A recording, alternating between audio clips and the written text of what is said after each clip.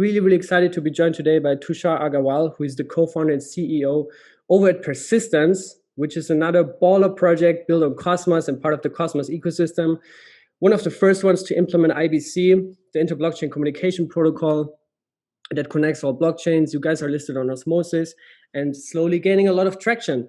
And one of the main things I want to get out of this interview today is to learn everything about your Atom liquid staking model and how it works, how it plays out. So we'll talk a lot about this today. But yeah, first things first, tuning in from India, I have with me Tushar today. Man, how is everything going? Thank you, Cryptocito. It's an absolute pleasure to be on the show. And super excited to talk about everything, persistence, Cosmos, and a lot of exciting things happening, like you mentioned, with the launch of Osmosis, Gravity DEX coming up. And obviously pSTAKE, which is our liquid staking application. So, super happy and excited to jump into everything.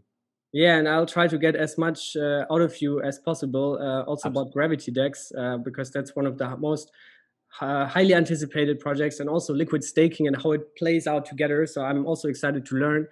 But before we talk about that, can you give a brief context, obviously, about yourself, about the team behind Persistence? How did you came up with the idea, and basically how it all started, like the origin story of Persistence? Yeah, absolutely. So, currently, as you mentioned, I'm the co-founder and CEO of Persistence. Prior to starting Persistence, I was the first employee at Lunex Ventures, which is the crypto arm of a traditional venture capital fund called Golden Gate Ventures, based out of Singapore. And so at Lunex, I was involved in everything from incorporating the fund structuring, fundraising for the fund, and then deploying the capital into multiple startups, both on the equity side as well as token side within the crypto industry. So that was my first sort of formal work within crypto. But before that, I was a podcast host as well. So I was hosting a podcast called Decrypt Asia, where I would interview various entrepreneurs, fund managers, and different kinds of stakeholders who are super active in the industry. I've been in the industry for a while, and it's been an absolutely phenomenal journey. In terms of Persistence itself, so I had been on the media side of things with the podcast. I had been on the capital side of things with the fund. But I always wanted to be an operator at the end of the day and an entrepreneur. So I made the switch from being a fund manager to being an operator. I'd been based out of Singapore for about almost 10 years, still spend a lot of time in Singapore. But from building a team perspective, my thought process was that if you look at the non-crypto space, India has the third largest number of unicorns today after the US and China. And 80% of those unicorns have been born after the year 2010. So literally in the last 10 years, which is, 10 to 15 years after startups of similar sizes came about in the US and China. So I think folks in India have that ambition, that talent, that passion, that enthusiasm to create really large organizations, and organizations now that have a global impact and global reach. But India typically operates with a bit of a lag. So, because I had spent so much time in Singapore and traveled extensively, to like China and Hong Kong and Korea, I wanted to leverage that global experience, but still build a team out of India. So, that's so in that sense, initially I wanted Lunex to be betting on India. But I think from a timing perspective, it was a little bit too early. So I would keep coming down for multiple events on my personal accord. And that's how I met a whole bunch of people who were the early members of the Persistence team, including the CTO, Deepanshu. So that's how the initial team was formed. And in terms of, the product itself, so we started with a use case. So the first use case that we were focusing on was the commodity trading use case, which is the COMDEX application. We tried building on different platforms, including Ethereum, including Waves, which is the Russian blockchain platform. But ultimately, we had some really good mentors and were directed to the proof of stake ecosystem. And Cosmos and Tezos were the first two, properly functioning and chains that had hit mainnet from a proof of stake perspective, delegated proof of stake perspective. And so we decided to build on Cosmos, and because of mainly because of its application specific chain thought process and philosophy. But we can dig into that as we progress. But that's so we started with a problem, we started with a use case, and then obviously over a period of time, Audit 1 came about, which is our validation arm. We did the stake drop campaign, which led to the ideation of liquid staking. And so we've kind of followed our curiosity and tried to solve problems as we came across. But happy to dig into all of those. Yeah, we'll do that for sure. And I like that with your institutional background, and I think COMDEX has also primarily been built by demand from the institutional sector, and is also currently evolving, I think. So this is very interesting stuff that you guys are building, and I think you are also doing. We'll talk about this later. Also, you have different teams that focus on different product niches, right? So you have COMDEX on one side, you have liquid staking on the other side, and then there's a couple of other products that you're building. But before we talk about those things, you already said you guys have strong focus on India. And by the way, also great to hear, as you told me before our call, that things are doing better in India now, COVID-wise, right? It has been tough, but great to hear that it's better. I lived myself there for half a year, so I have some memories and great emotions attached to the country. But yeah, talk a little bit about that, because there's this whole love-hate relationship with crypto and India, right? It's kind of weird. First they ban it, and they accept it, and they support it, and they ban it again. It's even more messy than China. So how does it affect your business and your plans, right? And I also know, for example, the Matic guys, I think they're also in India. So is it hard? Does it make it harder for you to operate out of India? Yeah. So again, like I said, my thought process always was that, beyond the point, like I think India so far, China and Silicon Valley have been the biggest forces as far as crypto is concerned. Obviously, we have smaller pockets, Berlin being one of them. I think Zug being one of them, and maybe a little bit in London, but a little bit in Singapore and some of the smaller countries. But primarily, if we see the big ecosystems are China and the US. But over a period of time, I see India emerging as a big ecosystem as well. What we wanted to do was build for the world, but build from India. Obviously, from a regulatory perspective, like in terms of like I shuttle between Singapore and India as well, and other parts of the world also. But from a regulatory perspective, yeah, Singapore provides a very good regulatory structure. So all our entities and things like that are based out of Singapore, and then but we do have a big part of the team in India. And so from that perspective, not so much. There's obviously a little bit of uncertainty, but again, we're not building for India or creating a product that is India focused, right? So I think for some of the exchanges, it's a lot more problematic because they're dealing with the banking system in India. From our perspective, we have no relationship to that, apart from just like paying salaries to our employees. But otherwise, if we see the kinds of products that are coming out, so obviously Matic has done well. If you look at Instant App has done decently well. Frontier Wallet, I think, has a decent number of users. And I think, there are an increasing number of high quality founders that are now getting into crypto and building products. And historically, Indian entrepreneurs have only built for India. The most beautiful thing about crypto is that the world is your target market from day one. Right. And so that's the most beautiful thing. Even for us, our investors are global, our validators are global, our community members are global, people delegating to the Audit 1 node are global, users of our product are global. And so we have, marketing agencies in the US, China, Korea, community managers in, Turkey, Thailand, Vietnam, Russia. So from the get-go, you're building an internationally recognized brand and organization. Amazing. Yeah, and we'll get also later, there's a question from the community, so we'll have a short quick 5-6 question AMA at the very end of this episode, and somebody also asked something about India and your plans for India.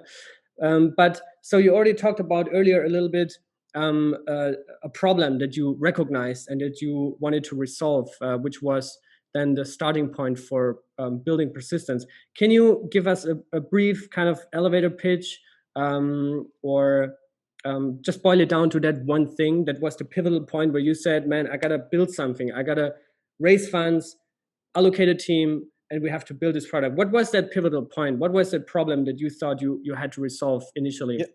Yeah. So like I said, initially it kind of started with the commodity trading use case. But high level, over a period of time, what we said was that we want to go after all asset classes. So our journey has been very similar to that of Terra, where Terra is a Tendermint-based chain. They have Chai as a non-crypto user-facing application, and they have Anchor protocol, Mirror protocol as crypto user-facing applications, trying to go after different asset classes, whether it's synthetic assets, whether that is staking or liquid staking, and whether that is like real-time payments or e-commerce. And so from our perspective, the initial problem, we were in touch with a few family offices, and unlike North America or even parts of Europe where there are very large organizations that do a lot of the business, in Asia it's very different, where everything is family run. Even governments are family run. And so how business is done in Asia is very different. And so we started off with a use case in an asset class that is not very widely understood, which is physical commodity trading. And so this family office was opening up all of their connections and expertise to help tackle some of the problems that exist. Over a period of time, we realized that we want to go after other crypto native asset classes as well, like the opportunities within the POS ecosystem, the financialization of collectibles and some of the other things. And so essentially, in a nutshell, what we want to do is we want to participate in the hyper financialization of the world. Nice. That's very well said. And I like that you brought up Terra, because when I started to really dig into persistence, I saw a lot of like similarities.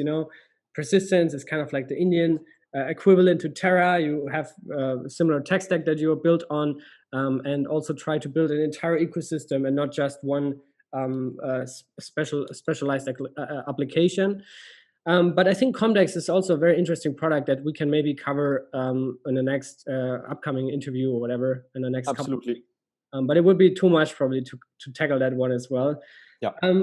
Let's move on to how you guys are operating, right? So I talked to Abhitesh, who is also I think one of the co-founders, and he told me that you have different teams that work on different products. So can you talk about, just briefly mention, not go really deep into it, but what are all the products that you guys are working on right now, and how do you operate? I really like that way. So please expand on that.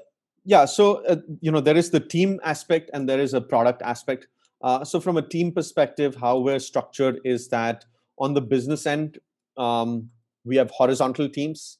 So things like research, design, marketing, growth, community management, compliance, finance, operations. These are all horizontal functions.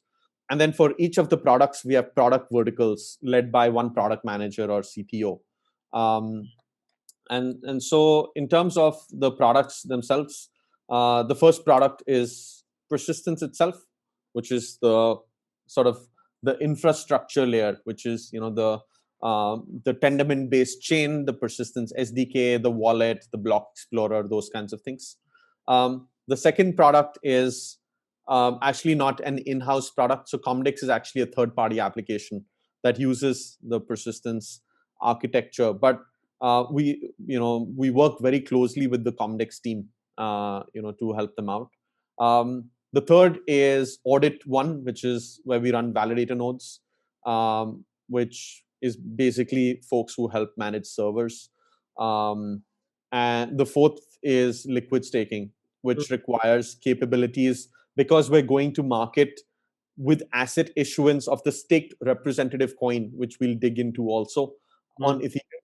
So it's on a combination of being based on within the Cosmos ecosystem, but with some relationship to the Ethereum ecosystem as well. So for pSTAKE, We have Solidity and Go developers. For Audit, we have the DevOps folks who are very comfortable dealing with servers. For COMDEX, it's more of gathering requirements from commodity traders and putting those through. And then Persistence is like core, like blockchain development. So based on the expertise that is required on the tech side, we have split the tech team.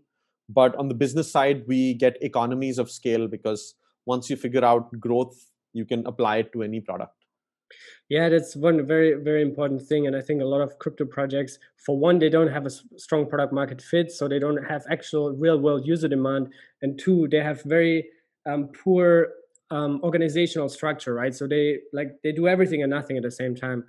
So I think that's super important that you guys do that. Great to hear. But yeah, let's go now to the most important part. That is Cosmos, obviously, in the whole thing, right? So we're a Cosmos community. I'm a Cosmos YouTuber, so we have to talk about Cosmos. You already mentioned it earlier. You guys' decision to build on Cosmos was basically because it was one of the first ones that was ready, right? Ready to use as one of the deepest chains out there, or architectures out there. Can you expand very briefly on that? What do you find exciting about Cosmos, and how also persistence plugs into the entire ecosystem? Yeah, so I think one is, yes, Cosmos was definitely one of the first in production DPoS platforms out there. The second is also one other point that I had mentioned previously, was that you have the Bitcoin maximalists, and then you have the Ethereum maximalists, like one chain to rule them all, where every application needs to be on Ethereum. I think Cosmos does not have that maximalism. So the Cosmos philosophy is you have application-specific chains, where you create the chain based on the requirements of the application. Obviously there are some use cases which require a lot of security, but do not require very high transaction throughput, like COMDEX. It requires huge amount of security. But there are not that many transactions happening on it. But you have certain applications, like a payments application, for example, Chai for Terra, where you don't probably need as much security, although you do, but you need really good transaction throughput. So you can customize based on that. So I think that was something, the application specific chain philosophy was something that drew us to Cosmos. In general, in terms of, I think those were the two big reasons in terms of going with this architecture. Also, I had really good mentorship. So the co-founder of Chorus One was an early mentor of mine. So I was pointed to a lot of the DPoS chains, including Cosmos, Polkadot, Tezos, Dfinity, really, really early on, almost like 4 years ago. So, and so just had good mentorship. And then basically Deepanshu, who's the CTO, he bet early on, Tendermint, and that's how we became early Cosmos community members. Yeah, it's amazing. Really, really cool. I didn't know that you're also connected with the Chorus One guys. But because there's actually one guy here in Lisbon, so I meet up with him frequently. But yeah, it's really cool nice. how everyone's kind of like connected. And I 100% agree with you. This whole tribal behavior in crypto, where they say, oh, only my coin is the only one that's gonna succeed, and everything else is a ghost chain, it's a scam, it's whatever. Yeah. I don't think that mentality is helpful, right? It's very exclusive, and the Cosmos ideology is very inclusive. So that's why I love, talking to you and maybe the Osmosis guys and the Region guys and Akash and Kava, right? You're all kind of like supporting each other. So I like that mutual support, supportive ideology in that community. Which is probably also one of the reasons why I'm primarily covering Cosmos recently, because most other chains are super tribal and and maximalistic here. But so I think we're at a point we can talk about the liquid staking, pSTAKE. I think you're about to launch. You're also going to launch a so-called staking gala that has rewards for community members and early participants. We can talk about this later. But talk about it first. What is liquid staking? What does it mean? What does it do? And why is it kind of like important for end users or stakers or delegators? Yeah, so let's talk about staking before even talking about liquid staking, because most people know staking from a DeFi perspective of staking, where you're just staking like a governance coin and it doesn't mean anything. True.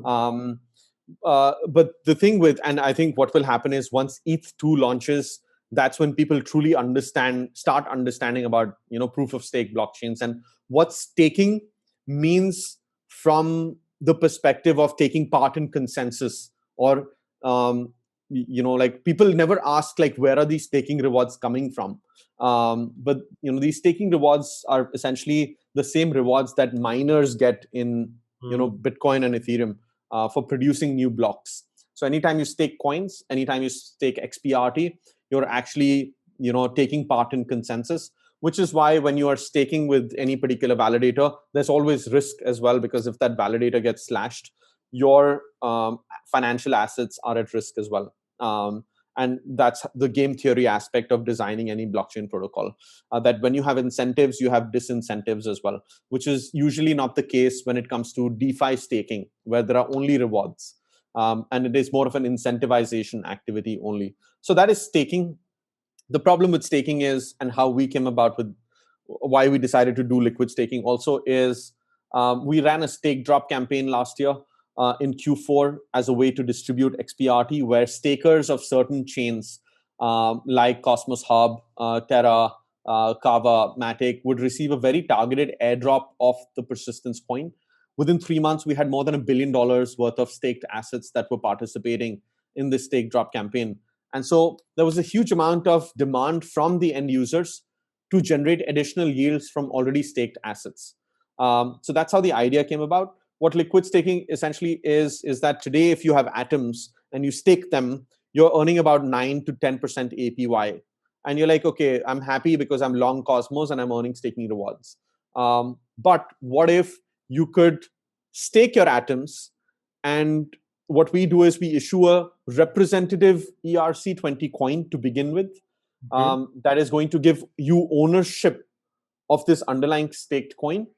And now you can use this representative coin to supply liquidity to DEXs and earn more fees. Or you can use this representative coin as collateral to borrow USDC.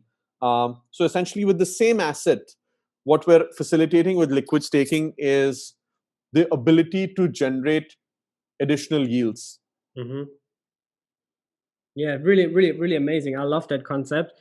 And so just to be clear, additional yields means that you also still earn the staking rewards, right? And you're Absolutely. Still, maybe you can expand on that a little bit, because it's very, very important. So you're not just earning staking rewards, but you're also still securing the original chain, right? In that case, the Cosmos Hub. Can you talk about that, how that works? And also from an end user perspective, how do I do that? Do I, like, if I have my stake going on through Kepler, for example, which is one of the most widely adopted wallets for Cosmos Hub, do I have my stake there? And then once you guys launch, is there going to be a site where I can liquidate that stake, or how does it work? And what are the security? What is the security aspect as well? Yeah. So what we can do is, in another session, maybe not right now, but we can actually record a demo of how to use the product, so that end users actually know like what to do and what's happening. But I can try to explain in words right now. So you're absolutely right. The actual atoms are being staked in the background to secure the chain, and you are earning staking rewards while being able to use the representative coin to do other things in the DeFi ecosystem. In our case, what we have done is, first of all, we have followed a 2-token model. So what happens is, today is, if you stake atoms, the rewards you get are in the form of unstaked atoms. They're not locked. So what we have done is we've created a 2-token model. The first token is basically the bridge component, where you're bringing your atoms into the Ethereum ecosystem. So like similar to how you bring BTC into Ethereum using REN BTC or WBTC. So essentially what we do is you convert atoms into p atoms, which are like basically pegged coins. These used to be called, we've used different terminologies, and based on the feedback that we've gotten, I think the best terminology is like P atoms for these pegged coins that we're creating. Now these pegged coins are just like atoms. They're not earning any staking rewards.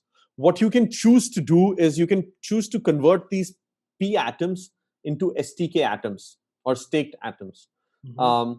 If you're holding STK atom, then you keep accruing P atoms as rewards, which is similar to how when you stake atoms, you keep accruing atoms as rewards. So this is how the methodology is working. Both P atom and STK atom are ERC20 coins. So when users are, the first time that you're depositing your atoms, you have to sign the transaction with Kepler to bring your atoms into Ethereum. But once your atoms are into the Ethereum ecosystem, once you have P atoms and STK atoms, then everything is through MetaMask. So it's like you're straddling across both the chains. So what you have, that makes yeah, it makes sense. Yeah. So what you have essentially, what you're essentially doing is building that bridge over to Ethereum, and then people can use that on Ethereum-based DeFi as well. And I guess there will probably also be exactly. So what you're doing is you're using atoms. You're bringing, without affecting the underlying security of the Cosmos hub, you're allowing these assets to be brought into the Ethereum ecosystem, and not just Ethereum, but you can take it to any other ecosystem if there is a bridge to that particular chain. There are many these days, but talk about that. Talk about the security risks, because obviously nowadays when people hear bridge, people get scared and nervous because there have been some exploits in the past. Can you talk about the security model of that bridge, how it works, and how you basically can be confident enough to release it as a product that will probably have a lot of demand because it has a strong product market fit? Yep. So a couple of things. So one is in terms of the architecture of the bridge itself, it's some multi-validator MPC bridge where the assets are being secured by multiple validators. And so basically validators run clients both on the Ethereum side as well as on the Cosmos side, or the Gaia client as it's called. So from that perspective, we're using an MPC service provider, so they do a lot of the heavy lifting in terms of providing that multi-party computation. But outside, in terms of actual security, we're basically working with a bunch of security audit firms, and we'll be publishing these security audit reports for users to go through as well. You mentioned the staking gala. So on 15th of June last month, we launched like the alpha bug bounty campaign for pSTAKE, which ran for like 10 days. And we collected a lot of feedback from users in terms of like the UI bugs, or like things, or the some of the things that were missing in our documentation and things like that. As you mentioned, tomorrow, which is 2nd of July, we're launching the staking gala, which basically allows users to interact with pSTAKE again after these bugs have been fixed. And obviously there's some rewards. What we're doing is on the 10th of July, we're launching pSTAKE, but we're launching in a capped manner. So we're trying to figure out, it's probably going to be 10,000 atoms per week, or something like 50,000 atoms in the first week, and then 15,000 atoms per week. I think we're looking at like about 100 to 150,000 atoms for the first 4-5 weeks. So we don't want to do an uncapped all blast launch. So we're going to release it, in phases. And so whatever security reports we have, we're going to make them public.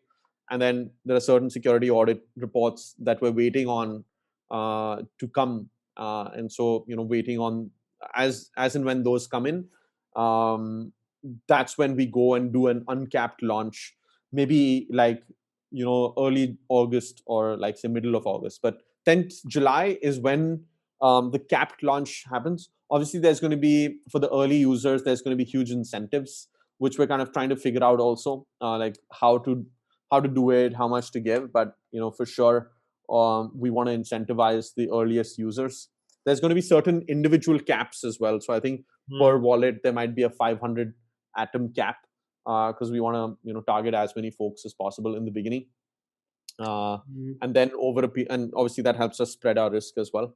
and then over a period of time, like I said, increase those limits, slowly. So that's kind of how we are, thinking about the launch of this product, and those are the timelines associated with the launch of pSTAKE. So 10th of July, you said, is the first rollout of the product on the Yes. mainnet. And then Yes. also, I like that approach to have it a phased rollout and then slowly, increasing the TVL slowly. Increasing, yeah. But also, just to make sure also, I think from a security perspective, this is also very important, because if you, like I said, if you have full blast from day one, and there is something unexpected, right, which always can happen in crypto, I think it's great also to keep a close eye on that, at least in the very beginning upon launch. Yeah, that's really cool. And also, last question to that, actually, that's just a question came up. You talked earlier about you have to have basically anybody can, like, who has a stake in Atom on the Cosmos Hub can liquidate the stakes. Does it mean that any validator can be is considered for this, or do I have to stake my atoms with certain validators? Yeah. So what we're doing is we're starting with 10 validators, which is who are securing the bridge as well. But those are the validators who we delegate the atoms to as well. So the end user cannot decide which, because the problem is if we give the option to the end user to decide which validator to put on, the tokens become non-fungible because every validator has a different commission. So what we do is we don't give the end user the option in terms of which validator to pick. Any asset, any atoms that come to pSTAKE automatically get distributed across 10 whitelisted validators. And these are a mixture of, like, say, very high quality validators to validators that do not have that much stake but are still high quality. And so we have certain parameters in place to onboard that, because we don't want to centralize the network more. So one thing I would highlight is, you mentioned Osmosis zone, right? So today what you have to do is you have to unbond your atoms to provide liquidity on Osmosis. But what if you have, the STK atom? So instead of having, say, XPRT atom pair, if you create XPRT STK atom pair, then you basically have a staked, you don't have to unstake your atom and create liquidity. What you can do is you can stake your atom and you can take the representative coin and use that as the trading pair. So you basically create a secondary market for that staked asset, which also accrues staking rewards. And at the same time, you earn liquidity pool rewards. And maybe even in the future, I mean, right now you can farm Osmo with that model, but maybe in the future, and that's my next question. Great transition. The Gravity DEX is just around the corner, right? And now you guys have also been part of their testnet competition, which was really cool. I took part there, so thanks for pulling that together, by the way. But so, what can you tell us about Gravity DEX? And is that one of the first kind of like applications where you want to build a secondary market for the staked pSTAKE, the pSTAKE tokens? So even before pSTAKE, we're going to build a liquidity for XPRT on Gravity DEX, and so we'll be trying to see how to hugely incentivize folks to supply liquidity there as well. Obviously, Osmosis has incentives built in, but even within Osmosis, I think you had tweeted about this. But we're going to create additional incentives in XPRT as well, on top of Osmo. So liquidity providers to the XPRT atom pair and XPRT Osmo pair will not only be mining Osmo coins, they will also be mining XPRT coins when the yields go down. I think right now the yields are still very high. I see. So what we want to do is make sure that folks that there's huge amount of TVL on that, because it really helps us, right? So this is something that the community members have been asking. So while we continue to chase some centralized exchanges, because obviously a lot of users are still operating on centralized exchanges, we also want huge amount of liquidity on DEXs. So I think even in terms of TVL as well as volume, I think Persistence has been the third highest, I think, after Osmo token and AKT. And so our goal is to increase the liquidity across the board, whether it's centralized exchanges or decentralized exchanges. And so same with Gravity, we'll be providing huge incentives, and we'll be providing a lot of liquidity ourselves as well. And then obviously asking the community to provide liquidity to the coin and have incentives for them. Yeah, it's amazing. And I have one final question before we go to the AMA, because the attention span in the crypto community is pretty low these days. So let's move on. But this is probably a broader topic that we can also maybe save for the future sometime. I think there's so much we could talk about and keep talking for hours. But you guys are also not only focusing on Cosmos, right? So that's the whole ideology that we said. It's very inclusive, chain agnostic. The whole point of IBC is to connect as many chains as possible, right? And then the Gravity Bridge is coming out. Can you probably name some other projects that you are collaborating with that are outside of Cosmos? Maybe also, I'm not sure, are you actually also building other pSTAKE solutions for other chains? Yeah. Maybe talk about that very, very briefly, and then we'll go to the AMA. Yeah, absolutely. So we want to go to as many POS assets as possible. So whether that's ETH2, Solana, substrate-based projects. So with pSTAKE, we'll be trying to chase as many different chains as possible. Okay, amazing. Yeah, cool. But yeah, again, I think we can talk about this another time. There's probably a lot that's still coming up. Yeah. So let's go to the AMA. I collected 6 questions here. I think 2 of them, the first 2 we already answered. So maybe I can even answer them now. The first one is from, and that's literally his Twitter name is When Moon, and he's asking when liquid staking. So we talked about this extensively. July 10th is the first rollout. So get ready for that. I think get your atoms ready and try it out. And maybe are you also going to release a blog post or something to walk through how you can probably be one of the first ones to take part of that, or what can we expect there? Absolutely. So yeah, we'll be releasing all the instructions. So that's coming. Yeah. So make sure you follow also on Persistenceone on Twitter and pSTAKE Finance. And at the rate, So and pSTAKE Finance has its own website as well, which is pSTAKE.finance. All right. Okay. So yeah, I'll leave the links and also the Twitter profile. Then Dylan had another question. We also talked about this, so let's not talk about this more. Why you chose to build on a Cosmos SDK on Cosmos? So yeah, just go back to the beginning of the conversation if you have missed that. We talked about this a lot. Then Luke Glanton has a very, very good question. He asked, how big of a priority is it for Persistence to create market adoption in India, and what are they doing to increase awareness there? Yeah, so I mean, like I said, our target market is the world. I mean, we don't have geography-specific products, at least not yet. Okay, but I think you do have a big audience and community probably in India already, right? No, absolutely, and that's obviously by virtue of just being based out of here and being super active and having helped a lot of other entrepreneurs build communities as well.